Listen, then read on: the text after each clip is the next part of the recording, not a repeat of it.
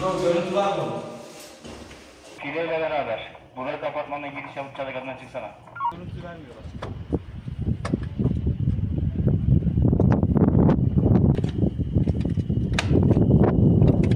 Kiremitlerin altından geçiliyor. Onların geçeceği alan serbest orada.